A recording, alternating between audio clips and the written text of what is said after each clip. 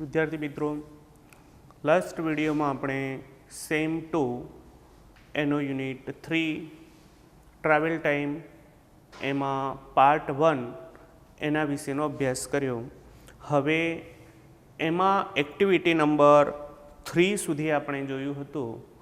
हवे activity number 4 नी अंदर 4A छे, एनी अंदर चित्र वर्णन आपेलुं छे। चित्र जुओ, तेनुं वर्णन सांभळो, जोड़ीमां बेसो अने ते वर्णन मोटेथी वांचो तथा तमारा मित्रोने संभळावो।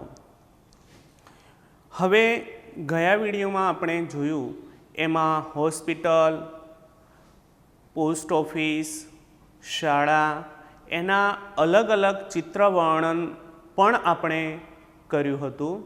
हवे एवी ज रीते अहींया तमे तमारा पुस्तकनी अंदर जोई शको छो। एक्टिविटी नंबर 4 जे छे एनुं एक चित्र आपेलुं छे। ए चित्र दरिया किनारानुं छे अने एटले के सी शोरनुं चित्र छे। हवे तमे तमारुं ध्यान तमारा पुस्तकमां आपशो। पहेला हूँ जे वर्णन छे ए वर्णनने वांचुं छुं। तमे पुस्तक में ध्यान आपशो। Look at this picture. There is the sea shore. Nehaben is Golu's mother. Rohitbhai is Golu's father. Pinku is Golu's sister.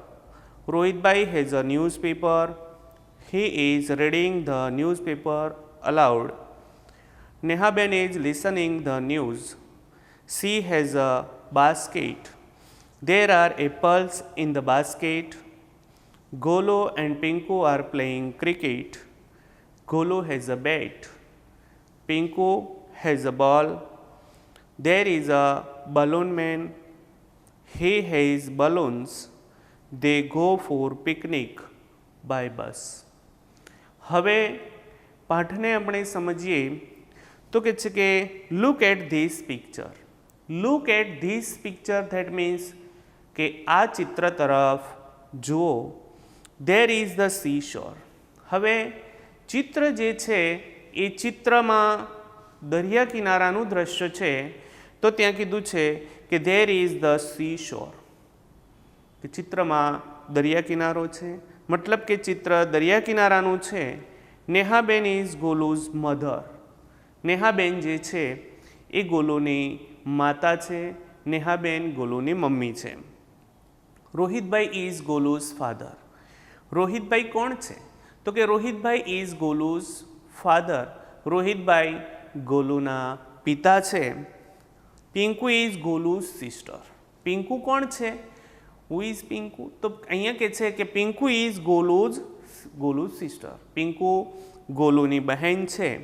Rohitbhai has a newspaper. रोहितभाईनी पासे छापू छे, न्यूज़पेपर छे, छापू छे।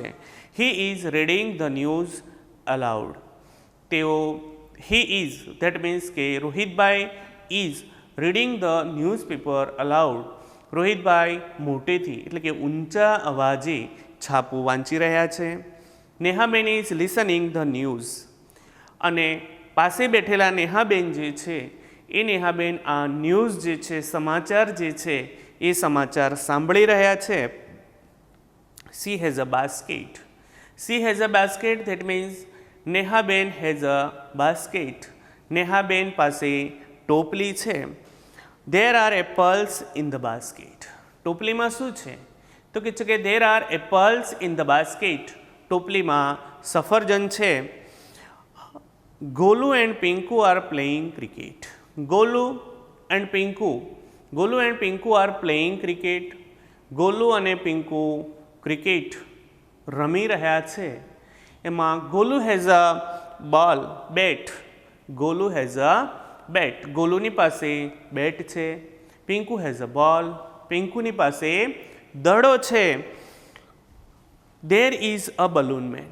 हवे सी शोर छे, दरिया किनारो छे। दरिया किनारा पर अलग अलग जे स्टॉलवाळा पण होय छे, फुग्गावाळा पण होय छे। तो अहींया के छे के देर इज अ बलून मैन। त्यां एक फुग्गावाळो छे। he has balloons. That means કે the balloon man has balloons. ફુગ્ગાવાળાની પાસે ફુગ્ગાઓ છે. They go for picnic by bus. They go for picnic by bus. That means કે રોહિતભાઈ's family, રોહિતભાઈનો પરિવાર જે છે એ ત્યાં આગળ બસ દ્વારા, બસ વડે કહેવાનો મતલબ છે બસ દ્વારા ટૂંકી સહેલ ઉપર ગયો છે. હવે અહીંયા આ જે પેરેગ્રાફ છે એની અંદરથી અલગ અલગ જે કહે છે કે કુટુંબનું જે રિલેશન જે છે એ રિલેશન દેખાય છે. Mother, father, brother, sister. એ જ રીતે કહે છે કે એના પેરેન્ટ્સ જે છે રોહિતભાઈ અને નેહાબેન જે છે એ ગોલો અને પિંકુના માતા પિતા છે. રોહિતભાઈ ઇઝ નેહાબેન્સ હસબન્ડ એમ કહું તો પણ સાચું છે. And Rohitbhai is Golu's father તો પણ સાચું છે. રોહિતભાઈ ઇઝ પિંકુઝ ફાધર તો પણ સાચું છે કે રોહિતભાઈ નેહાબેનના પતિ છે. ઓકે, ચાલે છે. રોહિતભાઈ ગોલુના પાપા છે અથવા રોહિતભાઈ એ પિંકુના પપ્પા છે તો પણ ત્યાં વિધાન સાચું છે. જો ઉપરનો ફકરો તમારા વિશેનો હોય તો તમે તેમાં કયા નામ લખશો? ફકરામાંના નામ ચેકી તે જગ્યાએ યોગ્ય નામ લખો. તમારો ફકરો વર્ગ સમક્ષ રજૂ કરો.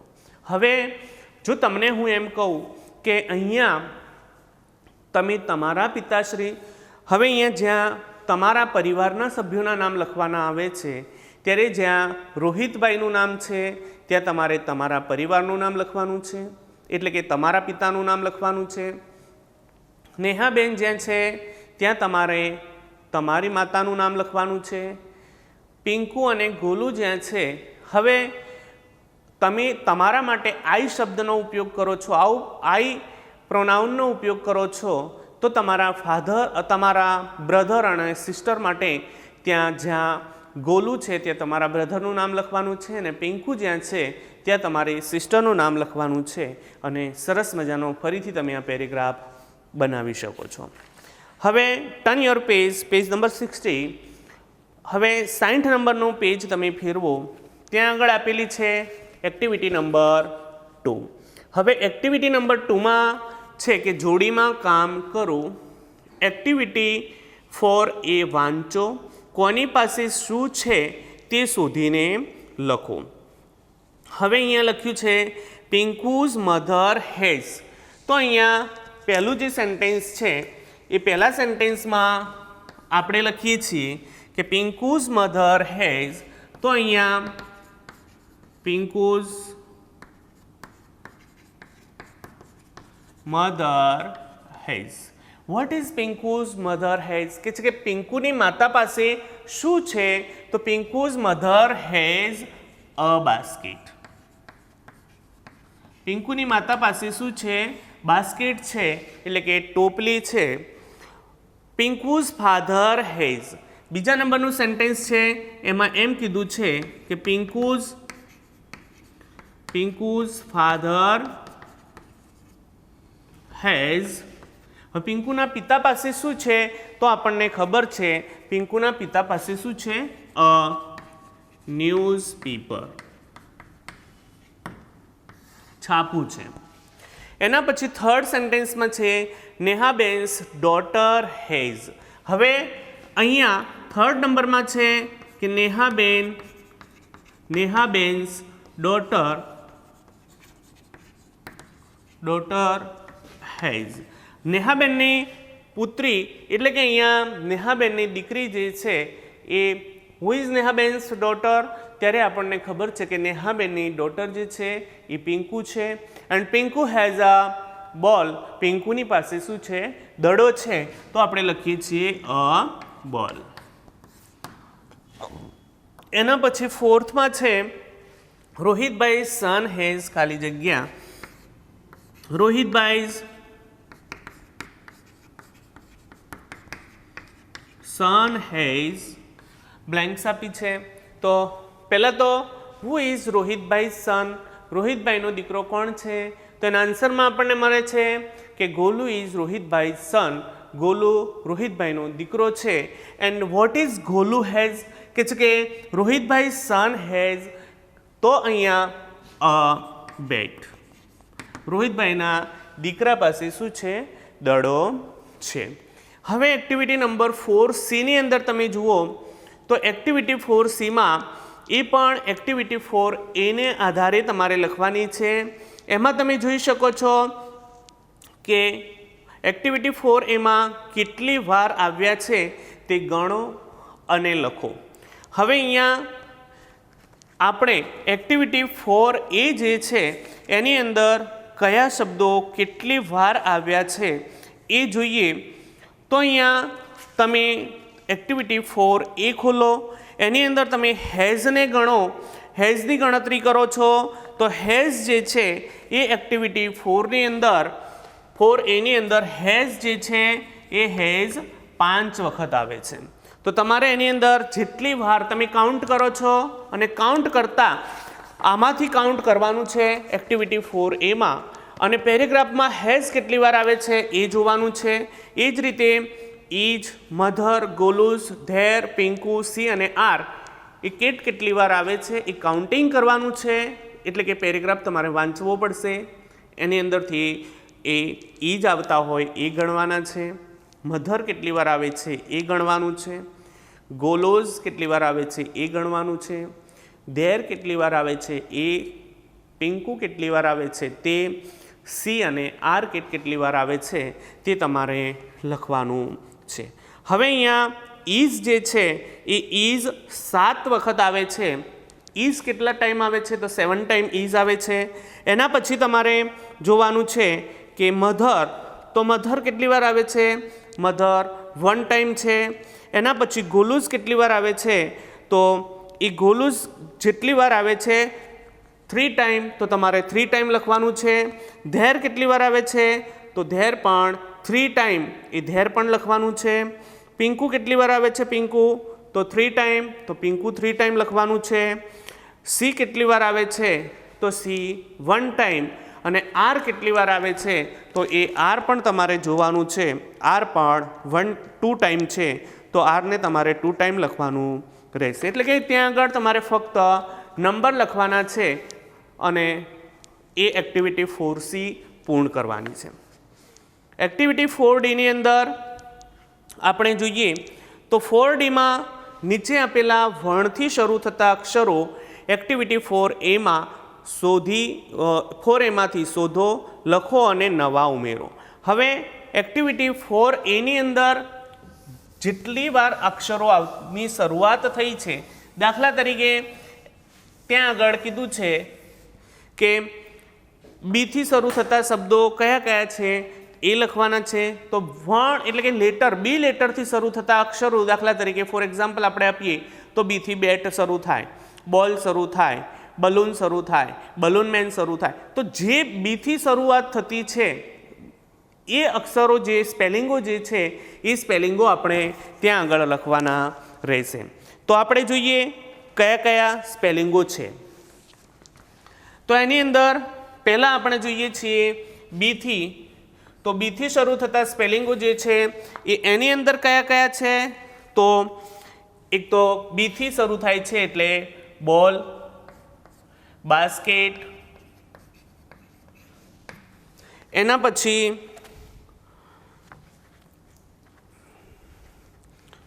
બેટ, બલૂન, બલૂન મેન, પછી આ સિવાય એટલે કે પેરેગ્રાફમાં આવતા હોય એ સિવાયના શબ્દો પણ તમે લઈ શકો છો. એ શબ્દોમાં આપણે લખીએ બસ, બુક, બેગ, બેલ, બાઇસિકલ. બીથી શરૂ થતા તમામ સ્પેલિંગો તમે લઈ શકો છો. બાઇસિકલ પછી અન્ય જે બીથી બેન્ચ, બોક્સ, બેટ ચામાચીડિયાના અર્થમાં લઈએ તો, બલ્બ. તો એવા તમે અન્ય વધારે શબ્દો પણ લઈ શકો છો. એના પછી આપણને કીધું છે સીથી શરૂ થતા શબ્દો લખો. હવે સીથી શરૂ થતા તો સીની અંદર આપણે લઈએ છીએ તો એમાં પહેલું છે ક્રિકેટ. પહેલો સ્પેલિંગ સીથી શરૂ થતો સ્પેલિંગ આપણે લેવાનો છે. સીથી શરૂ થતો કોલ. સીથી શરૂ થતો આપણને લઈએ કેટ. સીથી શરૂ થતો સેલફોન. હવે અન્ય સીથી શરૂ થતા હોય તેવા શબ્દો પણ આપણે કહે છે કે વધારાના શબ્દો આપણે લઈએ તો કમ. અન્ય વધારે શબ્દો જો તમારે લેવા હોય તો એ પણ વધારાના શબ્દો તમે લઈ શકશો. હવે આપણને આગળ કીધું છે એસથી શરૂ થતા હોય તેવા શબ્દો લખો. તો એસમાં આપણે એસથી શરૂ થતો પહેલાં તો આપણો જે ચિત્ર જે છે એ સી શોરનું છે તો આપણે લખીએ સી શોર. એના પછી એસથી શરૂ થતો હોય તેવો શબ્દમાં આપણે લખીએ શોર્ટ. એસથી શરૂ થતા શબ્દોમાં સી. પછી અન્ય શબ્દો જે છે એ અંદરના શબ્દો લખવા હોય તો પણ તમે લખી શકો છો કે sister, C, song,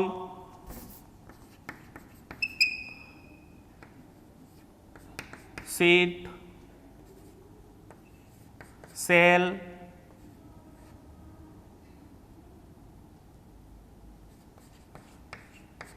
school etcetera.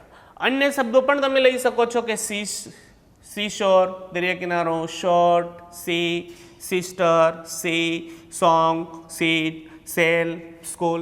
આ સિવાય કે છે કે અન્ય શબ્દો તમારે જે વધારાના લેવા હોય એ પણ તમે ત્યાં લઈ શકો છો. એના પછી એસ પછી છે ટી. તો ટીથી શરૂ થતા હોય તેવા શબ્દો આપણે લઈ શકીએ છીએ કે ટીથી શરૂ થતા હોય તેવા શબ્દોમાં આપણે લખીએ to, there, the,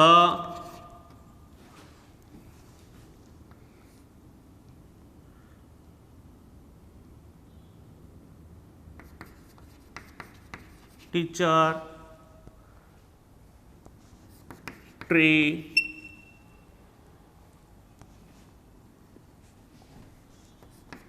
try, tell, talk,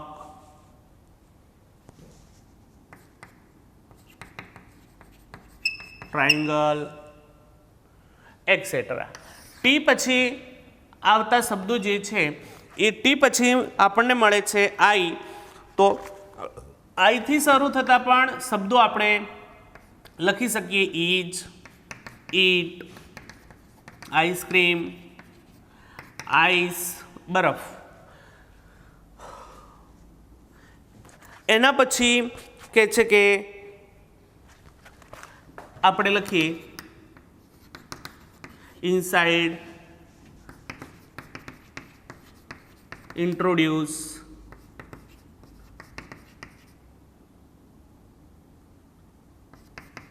instructor,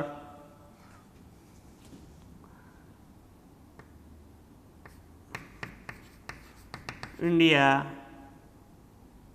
વગેરે.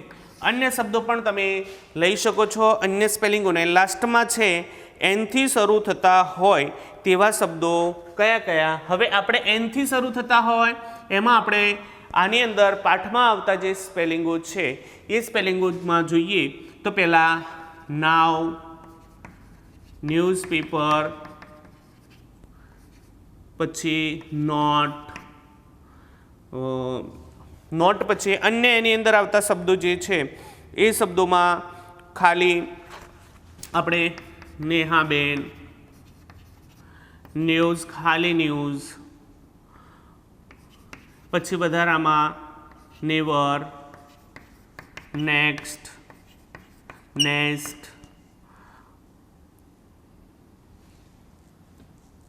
પછી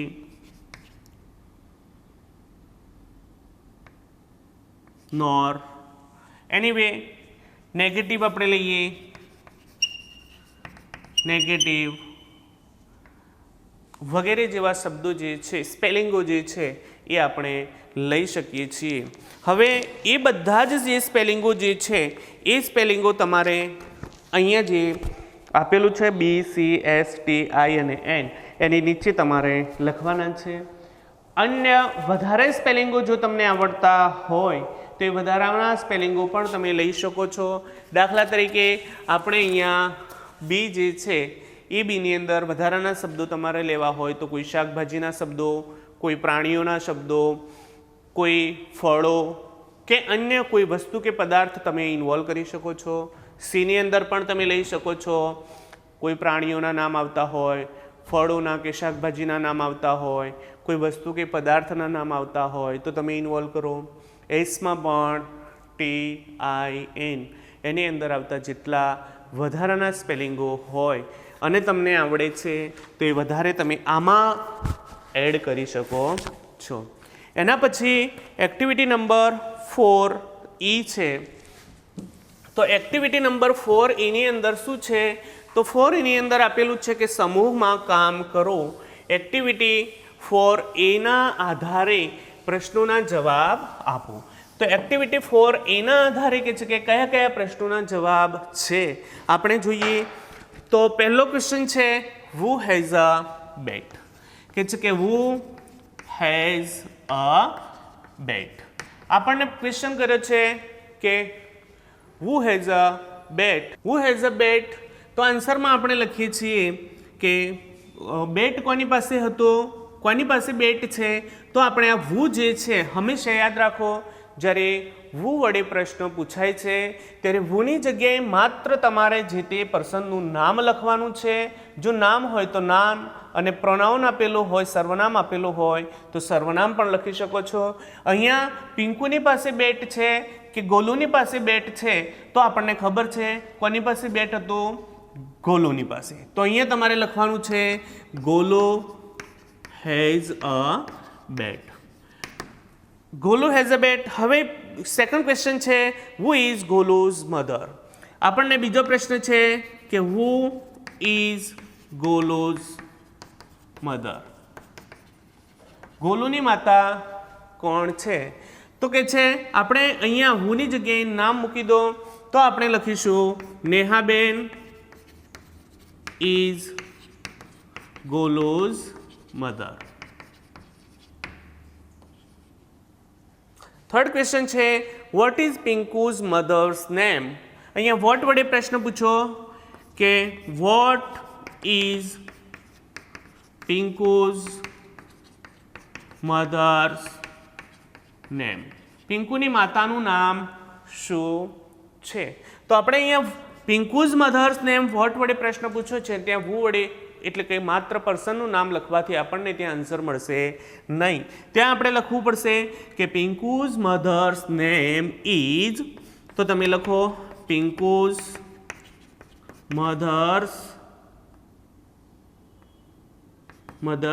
name is Nehaben.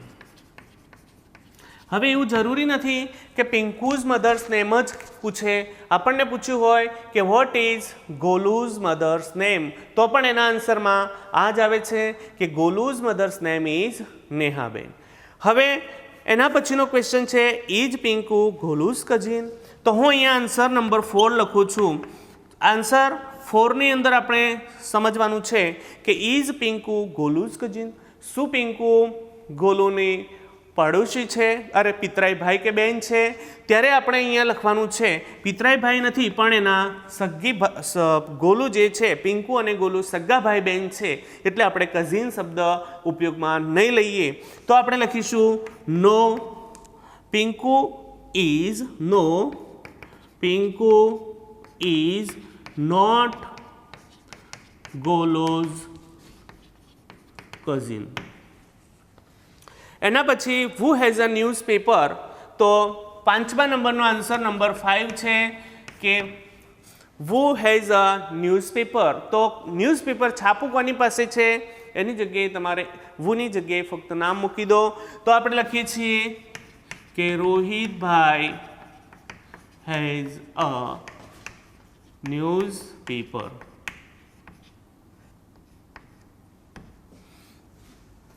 Answer number 6 છે કે વેર ઇઝ પિંકુઝ ફેમિલી.